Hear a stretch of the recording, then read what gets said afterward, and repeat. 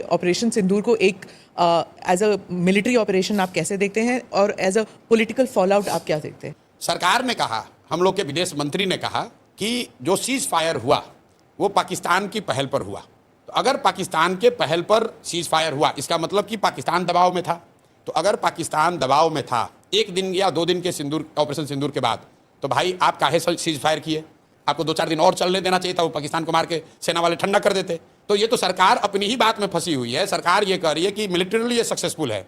तो जब सक्सेसफुल था, पाकिस्तान घुटने पर आ गया था, आपसे सीज फायर के लिए रिक्वेस्ट कर रहा था, तो आपने सीज फायर किया क्यों? देश की जनता तो यही पूछ रही है कि भाई सीज फायर ये अचानक से क्यों हो गया? ट्रंप जी अपना अलग डफली बजा रहे हैं कि हमने अमेरिका से ही करा दिया। तो भाई ट्रंप की बात को हम क्यों मानेंगे? हम तो अपने देश की बात, सरकार की बात मानेंगे।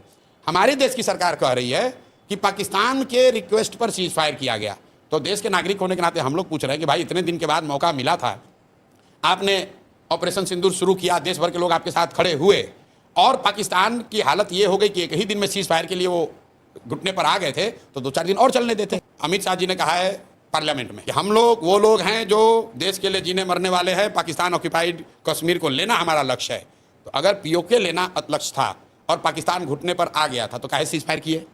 अगर बलूचिस्तान को आज़ादी दिलानी थी, पाकिस्तान घुटने पर था, तो क्यों समझौता किए? मतलब लोग तो ये पूछ रहे हैं कि भाई आपने सायरन बजवाया, प्रैक्टिस करवाया, तो हम लोग तो तैयार थे 2-4-5 दिन के लिए। एक ही दिन में काहे सीज फायर कर दिए? 2-4 दिन और चलने देते, पीओके ले लेते हम लोग, तब आप कर लेते।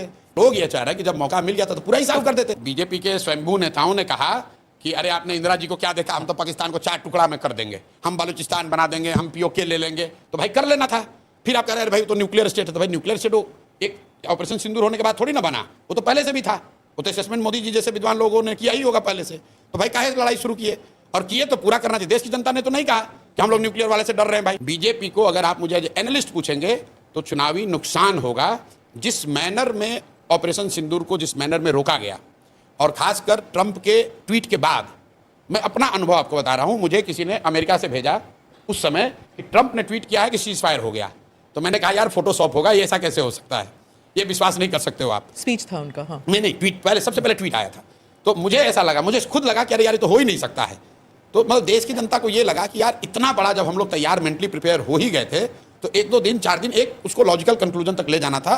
नहीं ले गए, चलिए उनका डिसीजन है, लेकिन नहीं हुआ। मतलब पॉलिटिकली वो खुद भी कह रहे हैं कि नहीं हुआ है। उसके बाद आप मोदी जी का बयान सुनिए।